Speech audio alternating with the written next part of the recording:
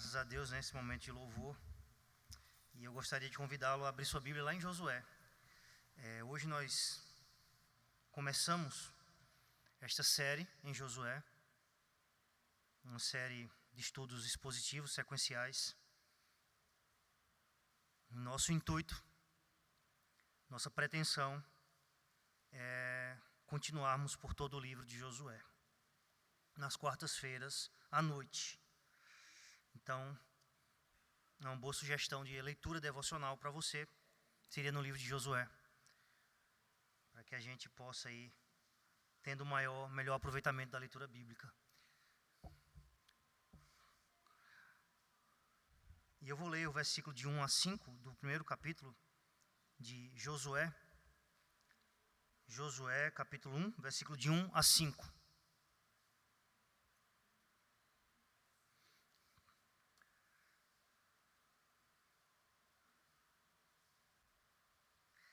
Diz assim a palavra do Senhor.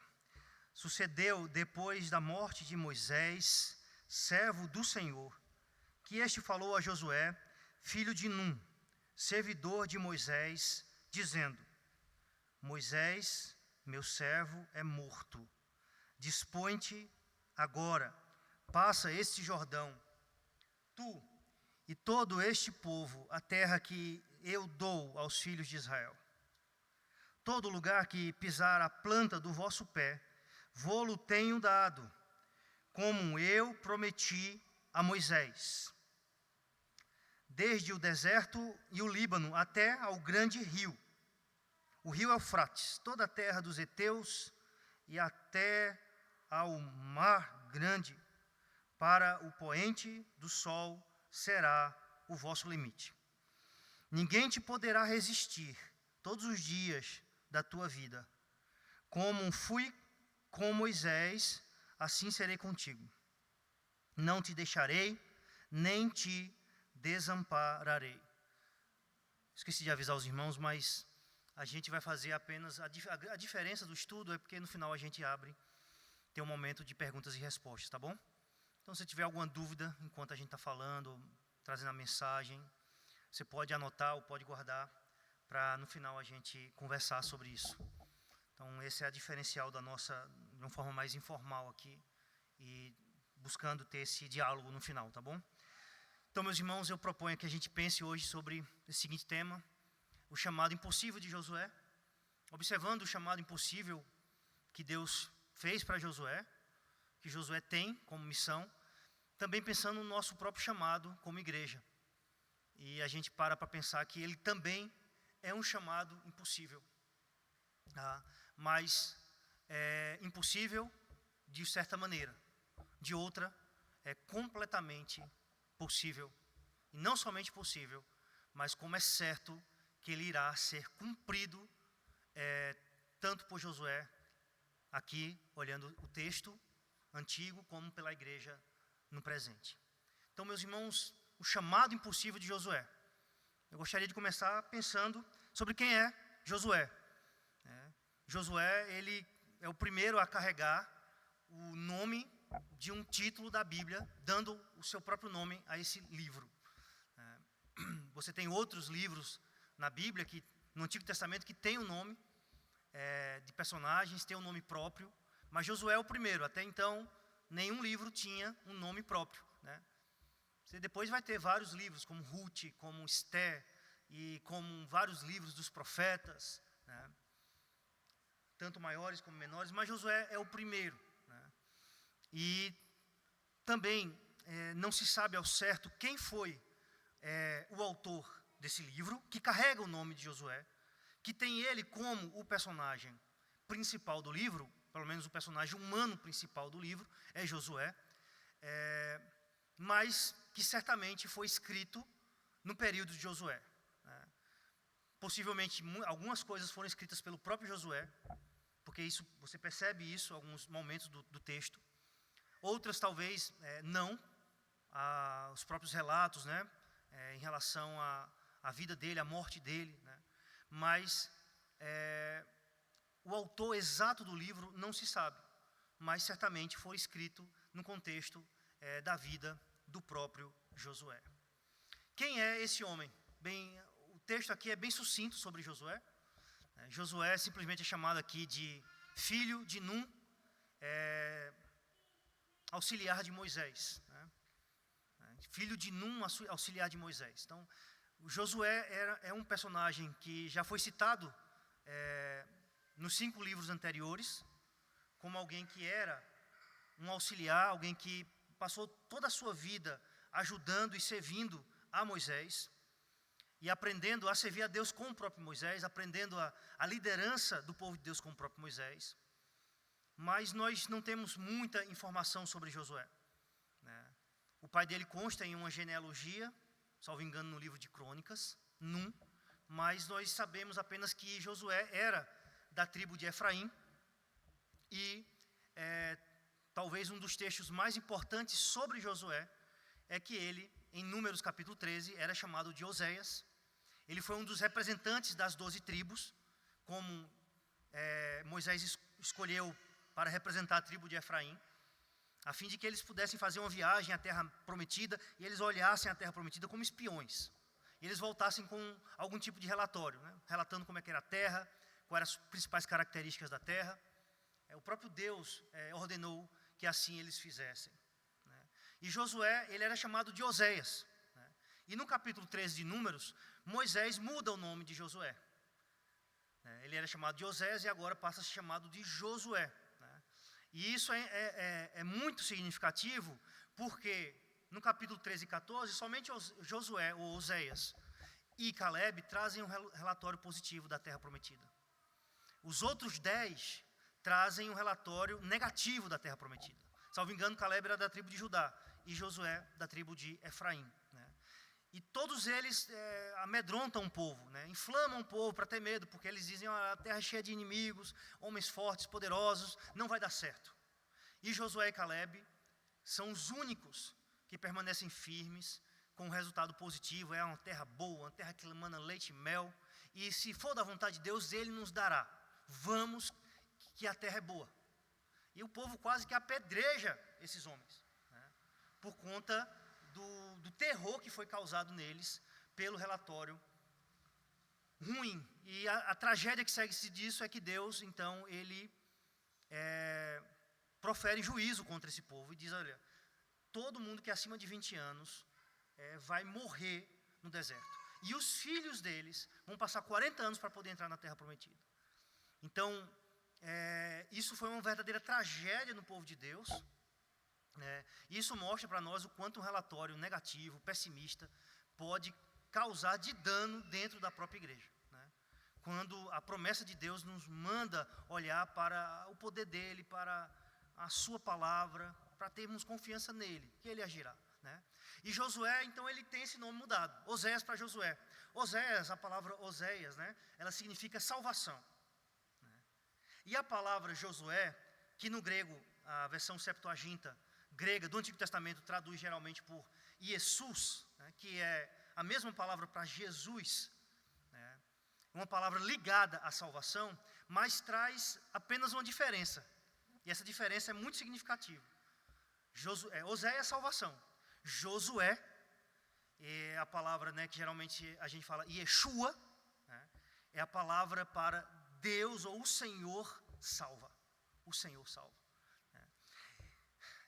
Porque a primeira partícula do nome Yeshua, Ie, se refere ao nome pessoal de Deus que ele revelou a Moisés lá em Êxodo capítulo 3, quando ele disse: eu sou o que sou, assim dirás aos filhos de Israel, eu sou, os enviou a vós. Então, ele revela o Senhor, né? A palavra que geralmente é traduzida por Iavé, ou Javé, né? A tradução mais aportuguesada, né? Mas Josué agora tem no próprio nome o nome de Deus. Não é só salvação, como Oséias, mas Moisés agora diz: você vai ser chamado Josué, porque Deus salva, porque a salvação vem de Deus. Então Josué é o primeiro nome na Escritura, e a primeira pessoa na Escritura a receber o nome, colocando no próprio nome dele o nome de Deus. O primeiro personagem em toda a Escritura a ter o próprio nome de Deus junto com o seu nome.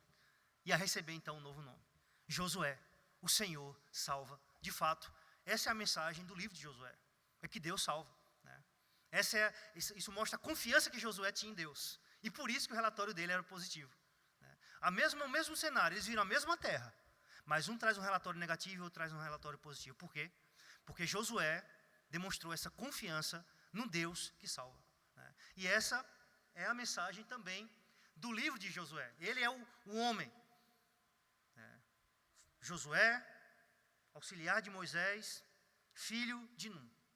E a sua missão, né, que é uma missão humanamente impossível, né, era dupla. Em primeiro lugar, ele deveria ser sucessor de Moisés. Né? Essa era a missão mais particular para Josué. Ele deveria ser o sucessor de Moisés. E aqui é chamado Moisés de servo de Deus. Veja que Josué não é chamado de servo de Deus. Esse é um título que só Moisés até então é chamado assim, no Antigo Testamento. Depois da morte de Moisés, servo do Senhor, que este falou a Josué, filho de Num, servidor de Moisés. Josué é chamado de servidor, ou auxiliar de Moisés. Mas Moisés é chamado de servo do Senhor. E aqui é a palavra para o nome Yahvé, para o nome pactual de Deus. Servo do Senhor. E imagina então o peso que é para Josué suceder Moisés. Deuteronômio 34 diz que não haveria nenhum outro homem como Moisés. Nenhum outro homem que Deus falava face a face, que Deus iria falar face a face. Ou seja, desde o começo da história, o primeiro escritor da Escritura, que é Moisés, né, o principal escritor, pelo menos do Pentateuco, você já tem nele o maior de todos os profetas do Antigo Testamento. Nenhum outro iria ser maior do que Moisés. Porque com nenhum outro Deus iria falar face a face como Deus falara com Moisés. Então veja que desde o começo Deus já estabelece um padrão extremamente alto e que não seria alcançado por nenhum outro. A não ser aquele que o próprio Moisés profetizou em Deuteronômio 18, versículo 15, versículo 18. Que Deus mesmo iria suscitar um profeta semelhante a ele.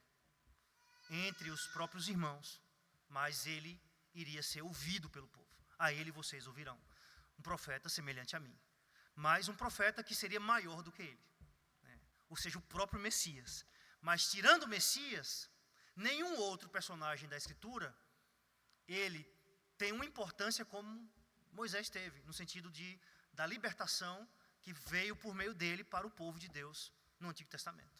Ele é o grande, assim, vamos dizer assim, redentor do Antigo Testamento. Em termos de personagem humano, é Moisés. Então você imagina o peso que é para Josué ser um sucessor de uma pessoa como Moisés. Josué não é chamado de servo do Senhor, mas quando ele morre, no último capítulo, ele é chamado de servo do Senhor. Ou seja, talvez porque ele deveria desempenhar, ele deveria perseverar até o fim. E isso iria ficar claro que ele era um servo do Senhor. Mas aqui ele era chamado apenas de um auxiliar de Moisés. Moisés é o servo do Senhor. E Josué era um auxiliar dele. Então vejam, meus irmãos, que quando a gente pensa, por exemplo, em igreja, né, geralmente a gente acha que talvez um grande desafio ministerial de um pastor na igreja seja suceder um pastor anterior ou um ministério anterior com problemático, tá? Mas a gente às vezes não pensa que talvez o maior desafio para um pastor seja suceder um ministério anterior de sucesso. Seja suceder alguém que fez um bom ministério, alguém que foi fiel, alguém que cumpriu o seu chamado diante de Deus, sabe? Como Josué. Josué estava sucedendo o maior líder de Israel. E esse era um chamado que humanamente seria impossível. Josué não era um homem, você vê que não é um homem carismático, ele não é um homem, parece ser um soldado, parece ser um homem mais simples. Não parece ser um grande estudioso, não parece ser um homem, um grande intelectual, não parece ser um homem mais simples. Mas através da fidelidade e da obediência, Josué cumpriu o papel. E ele foi o grande sucessor de Moisés. Mas esse ser um sucessor de Moisés era uma tarefa extremamente difícil, se não até mesmo impossível. Mas também existia também, meus irmãos, uma missão coletiva. Uma missão que todo o povo deveria participar com Josué. Não apenas Josué deveria ser o sucessor de Moisés, mas o povo todo deveria herdar ou conquistar a terra prometida. Do ponto de vista, vamos dizer assim, humano, eles deveriam conquistar a terra prometida. A terra dos heteus, aqui chamado, ou outras versões chamam hititas, né? Que é uma forma de falar dos povos de Canaã, ou os cananeus. Eles deveriam conquistar aquela terra que aquele relatório dos espias, veja, não é que ele de alguma maneira não tinha base. O relatório tinha base. De fato, aquilo que eles falaram, em parte é verdade. Era um povo extremamente perigoso, era um povo violento, e eram cidades fortificadas como a própria cidade de Jericó. Só que o problema do relatório é que eles falharam em ver Deus e as promessas de Deus, né? Mas, de fato, a missão a começar de transpor o Rio Jordão com aquele povo todo era uma missão humanamente impossível. Um povo que não era treinado na guerra, que veio de 40 anos no deserto, cheio de mulheres e de crianças, conquistar uma terra, a terra prometida, cheia de nações, né? Vários povos estavam ali, várias cidades, e como esse povo, sem um treinamento militar, saído escravos do Egito, iria conquistar aquela terra prometida. Então, do ponto de vista humano, realmente, aquela missão, tanto para Josué como para o povo, de conquistar a terra prometida, era uma missão muito difícil, ou até mesmo impossível. As chances de sucesso eram muito pequenas, do ponto de vista humano. Então, essa missão não é fácil. Essa missão não é fácil. Mas, por que, então, meus irmãos, nós sabemos que essa missão foi cumprida, e por que, então, era possível que Josué cumprisse, como cumpriu essa missão, esse chamado de Deus na sua vida, esse chamado que era humanamente impossível. Então, algumas razões olhando o texto. Em primeiro delas, porque Deus não esquece suas promessas. Versículo de número 3. Todo lugar que pisar a planta do vosso pé, vô-lo tenho dado, como eu prometi a Moisés. Porque Deus não esquece as suas promessas. Deus havia prometido isso a Moisés. Na verdade, Deus havia prometido isso a Jacó, a Isaac, a Abraão. Deus havia prometido isso a Abraão lá em Gênesis capítulo 12. E aquilo que Deus prometeu a Abraão, agora tantos anos depois, cerca de 500 anos depois, estavam sendo cumpridas no tempo de Josué. Ou seja, não era porque Josué era espetacular, mas era porque o tempo havia chegado no seu ponto determinado por Deus. O tempo havia se cumprido, a plenitude daquele tempo da promessa chegou. De outro ponto de vista, o que acontecera foi que a medida da iniquidade dos povos cananeus havia chegado no ponto da ira de Deus. Ou seja, essa medida, esse copo, havia chegado ao seu limite final. A medida da iniquidade daquele povo. Da mesma forma que o pecado de Sodoma e Gomorra, o pecado da Torre de Babel, chegou até os céus. Deus viu aquilo ali, chegou naquele tempo. Ou no tempo do dilúvio, o pecado e a medida do pecado dos amorreus, daqueles povos cananeus, também chegou num ponto onde Deus derramou sua ira. E Deus iria usar o seu povo para fazer essa guerra, que era uma guerra santa, que realmente foi uma guerra santa. Iria usar o seu povo para trazer juízo sobre os povos cananeus, né? Então, aquilo aconteceu, aquela missão seria uma missão possível porque Deus prometeu. E porque Deus não esquece. Pode passar até algum tempo, que nós podemos julgar até tardio, ou até demorado, mas Deus tem o seu tempo determinado, pré-fixado, né? Ele não se atrasa, ele tem o tempo dele, o tempo certo. E nesse tempo Deus agiu. E Deus estava dando a terra prometida para o seu povo. Então, isso era a promessa de Deus, né? Deus não esquece as suas promessas. E é por isso que uma missão, mesmo sendo impossível aos homens, é possível para Deus. Nosso Deus é um Deus que não somente promete, né? Aqui no nosso contexto, quem promete esquece, né? Quem recebe a promessa, não. Mas no contexto da Bíblia, quem promete, que é Deus, não esquece, né? E é exatamente por isso que nós podemos ter esperança mesmo diante de uma missão tão difícil como a nossa e humanamente impossível. Em segundo lugar, meus irmãos, a missão, ela era possível porque Deus é quem dá a terra a Josué e ao povo. Deus é quem dá a terra a Josué e ao povo. Versículo 2 e 3. Diz assim: Moisés, meu servo, é morto. Dispõe-te agora, passa este Jordão, tu e todo este povo, a terra, ou para a terra, que eu dou aos filhos de Israel.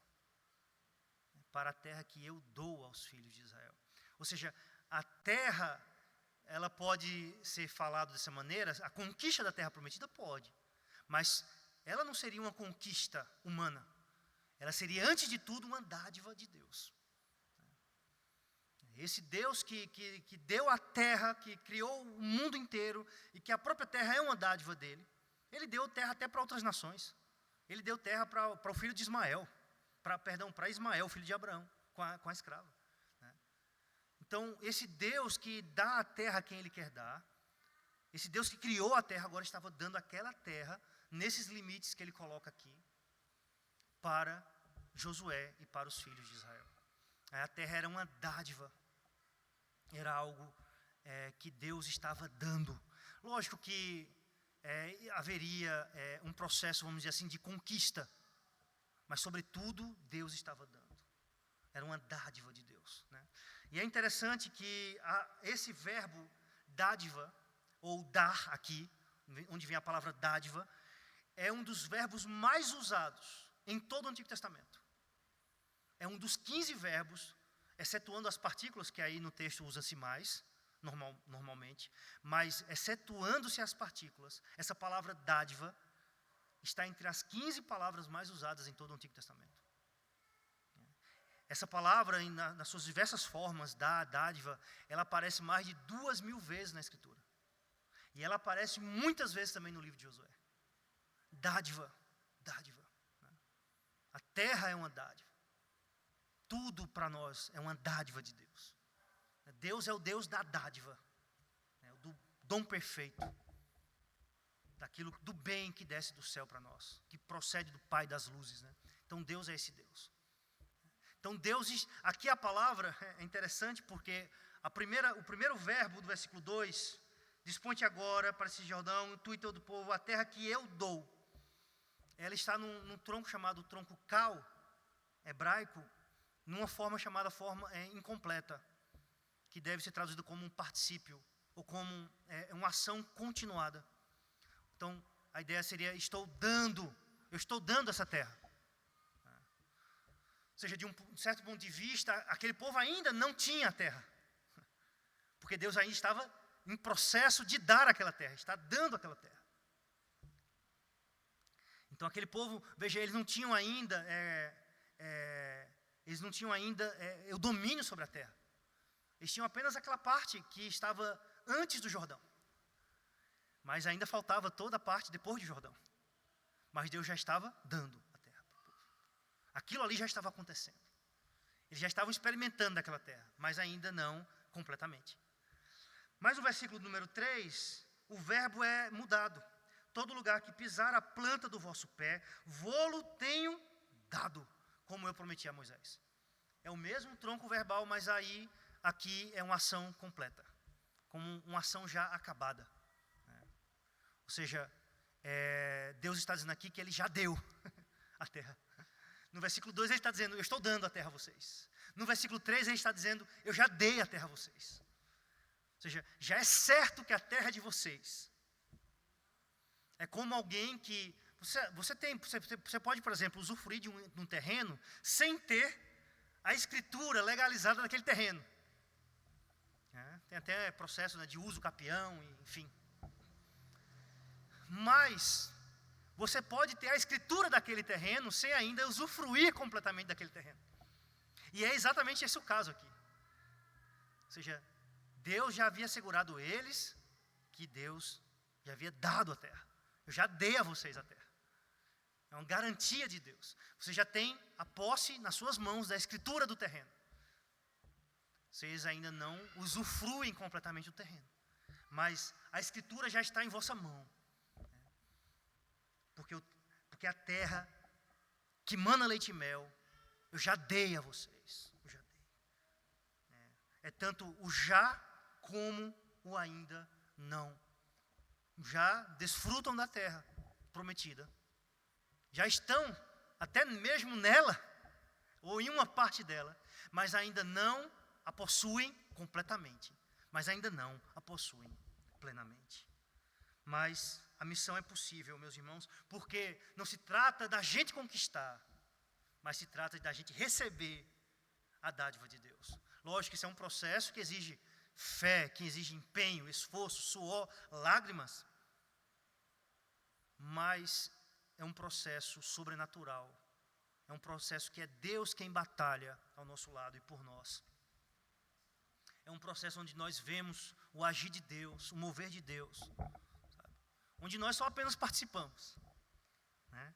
Mas é Deus quem faz todo o trabalho. Nosso trabalho é descansar nele. Meus irmãos, em terceiro lugar, a nossa missão ela é possível, como a missão de Josué é possível, porque Deus é quem garante a vitória. Versículo de número 5, a primeira parte. Diz assim: ninguém te poderá resistir todos os dias da tua vida. Ninguém te poderá resistir. Ninguém, é ninguém mesmo. Todos os adversários, todos aqueles que se opuserem à obra do Senhor, à missão do Senhor, não poderão resistir. É interessante essa palavra resistir, ela tem a ver com ficar, ou fincar, ou ficar em pé, como algo que permanece. Ninguém poderá resistir, ninguém poderá permanecer. Ou seja, literalmente, né, ninguém poderá resistir à tua face. Ninguém poderá ser um empecilho intransponível para você. Ninguém poderá ficar firme diante de você, ou ficar em pé diante de você, ou levantar uma barreira que você não possa destruir. Porque Deus é quem garante a vitória. Porque Deus é quem garante que isso vai acontecer. Então, existe uma luta, existem inimigos fortes, poderosos. A gente não pode subestimá-los, mas o que Deus está dizendo a Josué é que eu garanto a vitória. Então, se Ele garante a vitória, quem pode resistir? Quem pode resistir à face de Josué? Quem pode ficar em pé diante do povo do Senhor? E Josué, ele era o comandante, ele vai ser o comandante também, continuar sendo agora. Um comandante do exército do Senhor, era Josué. E Deus promete a ele a garantia da vitória. E em quarto e último lugar, meus irmãos, porque a nossa missão é possível, completamente possível, porque não somente possível, mas ela irá acontecer, porque o mesmo Deus que estava com Moisés estará com Josué. O mesmo Deus que estava com Moisés estará com Josué. E a parte final do versículo 5, a parte B e a parte C. Ninguém poderá te resistir todos os dias da tua vida. Como fui com Moisés, assim serei contigo. Não te deixarei nem te desampararei. Ou seja, o segredo do sucesso do ministério de Moisés não é o próprio Moisés. E Josué sabia disso. Josué sabia que Moisés era um homem pecador. Josué conhecia, inclusive, alguns dos pecados de Moisés. Algumas das suas fraquezas, das suas falhas. Mas o grande sucesso de Moisés foi porque Deus estava com ele. Ou seja, não estava no próprio Moisés, mas sim no Deus que chamou Moisés. No Deus que encontrou Moisés por meio de uma sarça que ardia e não se consumia. Então esse é o grande diferencial. E é por isso que a missão pode ser completamente possível. Ou seja, por que Josué pode suceder um homem como Moisés? Porque ele não deveria ficar amedrontado de suceder Moisés. Sabe, seria muito melhor ele suceder Saul. O que Davi teve que fazer foi muito, desse ponto de vista, muito mais fácil. Porque Davi sucedeu um homem como Saul, um apóstata. Mas Josué sucedeu um servo do Senhor. E nesse, muito mais difícil. Mas por que ele não deveria se amedrontar de suceder o maior líder do Antigo Testamento, que foi Moisés? Talvez comparado somente ao rei Davi. Por quê? Porque o próprio Deus que estava com Moisés estaria com ele todos os dias da vida dele. O próprio Deus estaria com ele. Deus está encorajando Josué e mostrando para nós completamente porque a missão de Josué e a nossa também é possível. Esse mesmo Deus está conosco. Então, nunca, jamais te abandonarei, nunca, jamais te desampararei. A missão é possível porque Deus está conosco. Meus irmãos, aplicando finalmente esse estudo para nós.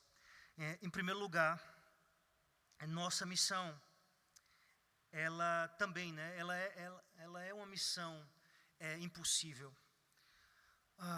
Se você parar para pensar na missão, na grande comissão, é chamada assim, a grande missão, o grande chamamento que Cristo faz para nós, depois de haver ressuscitado, lá no final de Mateus 28, toda autoridade me foi dada nos céus e na terra.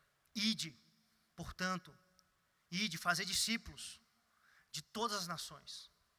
Ou seja, imagina como nós vamos, e como nós vamos sair, como nós vamos ir às nações, como fazer discípulos, sabe, não apenas ao nosso redor, que já é uma dificuldade enorme, fazer discípulos aqui em Natal, fazer discípulos no bairro de Pirangi, fazer discípulos na nossa família, fazer discípulos na nossa vizinhança.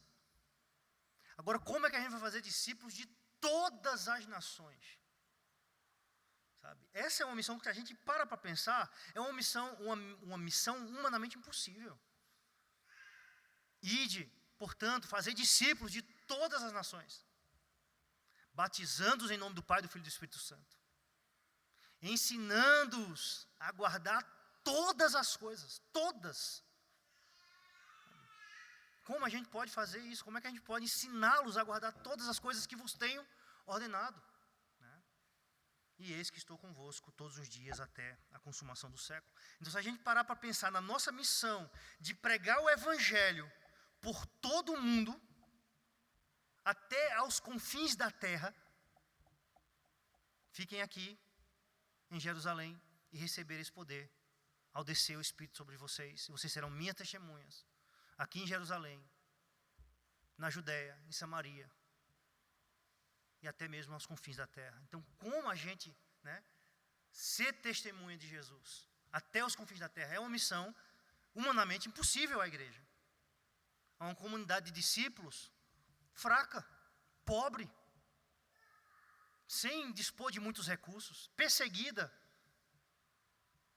Então, isso é humanamente impossível.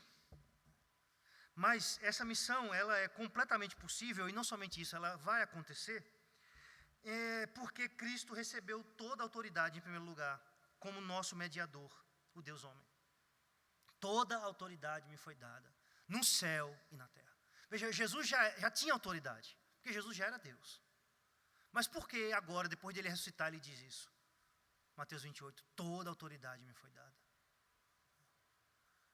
Porque agora ele está falando como nosso mediador, como o Deus encarnado.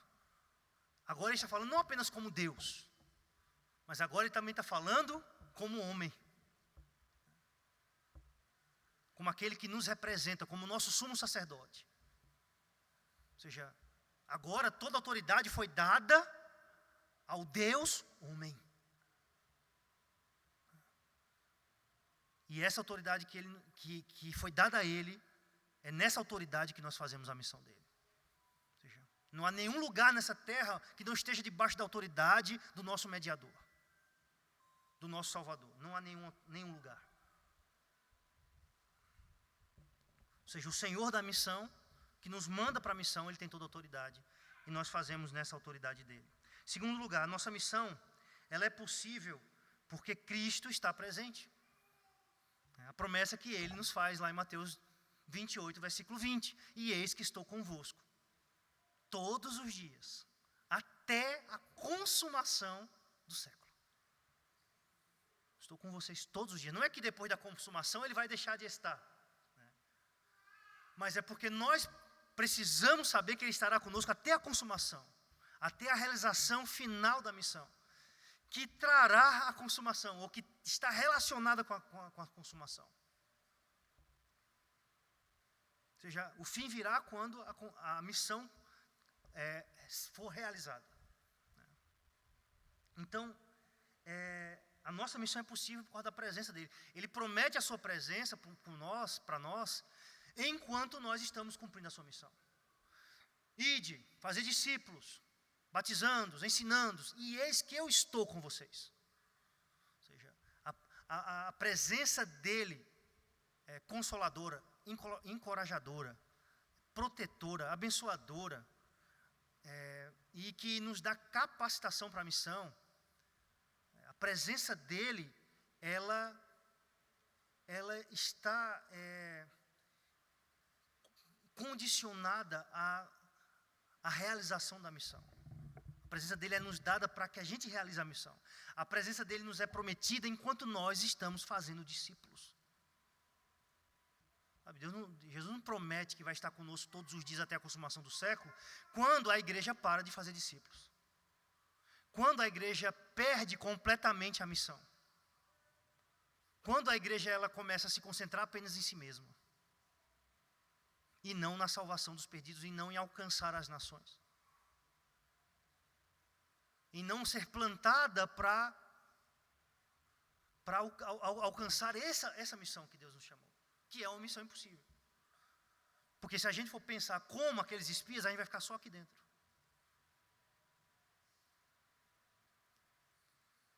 Então, a promessa de Deus é para que nós cumpramos a missão. E ela está vinculada a essa missão. Em terceiro lugar, meus irmãos, em terceiro e último lugar, nessa aplicação final. E aqui nós acabamos, ou melhor, ainda tem um ponto. Nossa missão é possível porque Cristo garante a sua realização. Da mesma forma que Deus garantiu a Josué, que ninguém iria resistir todos os dias da vida dele, Cristo também nos garante a realização da missão. Lá em Mateus 24, Jesus diz: e o reino, e o evangelho do reino será pregado a todas as nações. E então virá o fim. E geralmente esse texto de Mateus 24, salvo engano, versículo 10, mas é em Mateus 24, é interpretado de uma maneira equivocada, sabe? Porque geralmente o pessoal que prega nesse texto enfatiza assim: olha, está vendo? O fim só virá quando o evangelho for pregado. Então veja, para que Jesus volte, você precisa pregar o evangelho. Ou seja, o retorno, a segunda vinda de Jesus depende da sua obra, sabe? E se coloca uma ênfase, uma dependência de Deus em relação ao homem. E não é isso que Jesus quis dizer ali. Com certeza não é isso. O que Jesus está dizendo ali para nós é que o fim virá, e o fim é uma certeza, e o fim não depende de ninguém. A consumação final depende unicamente da determinação de Deus. A consumação vai acontecer, porque Deus determinou que acontecesse, porque Ele é soberano. Não é por causa do homem, não é por causa da igreja. E que o que Jesus está dizendo ali é que a igreja irá cumprir a sua missão. É que a missão irá ser feita, irá ser realizada. e será pregado o evangelho do reino a todas as nações. E então virá o fim. Ou seja, a igreja irá cumprir a sua missão. Não há dúvida disso. Não há dúvida de que a igreja irá cumprir a missão. A missão de pregar o evangelho a todas as nações. Isso irá acontecer. Tão certo como irá acontecer a consumação final, como irá acontecer o dia do juízo, como irá acontecer a ressurreição final, haverá de ser pregado o evangelho em todo o mundo. Não se trata de que a agenda de Deus depende de nós para que ela seja cumprida. Se trata da certeza de que Deus nos dá, de que a sua agenda, que inclui a nossa participação e a missão nossa, irá ser cumprida. Essa é a certeza que Ele nos dá. A pergunta não é se a igreja irá cumprir a sua missão, porque ela vai cumprir. Porque o Deus da missão garante que ela irá cumprir. Porque Cristo não vai falhar. A questão não é essa. A questão é se você, Igreja Presbiteriana do Pirangi, irá participar dessa missão, que irá se cumprir. Essa é a questão. Se nós como igreja vamos participar, se nós como igreja do Senhor aqui localizada nesse lugar, iremos participar.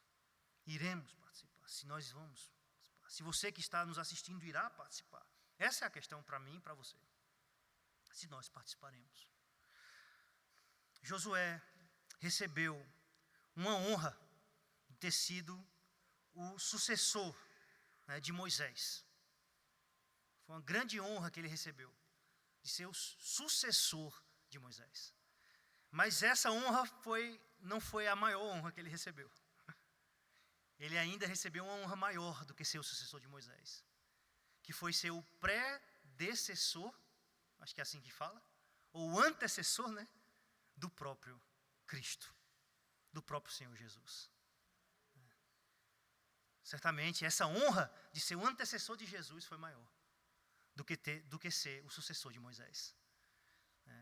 A honra de dar o seu nome, o nome que ele recebera de Moisés, ao Messias. Ele será chamado Jesus.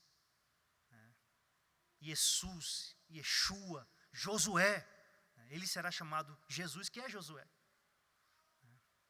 Porque salvará o seu povo dos seus pecados. Uma grande honra para este homem chamado por Deus. Que nós também possamos meditar nesse livro e tenhamos o privilégio diante de Deus de estudarmos ele aqui na quarta-feira. Vamos orar? Senhor nosso Deus, damos graças por essa palavra, que o Senhor esteja aplicando ela em nossas vidas. Nos abençoa, Pai, agora, nesse momento também de perguntas e respostas, que o Teu Espírito Santo nos guie, nos dê discernimento, sabedoria, para que possamos, ó Pai, iniciar essa conversa. Em nome de Jesus nós te oramos. Amém.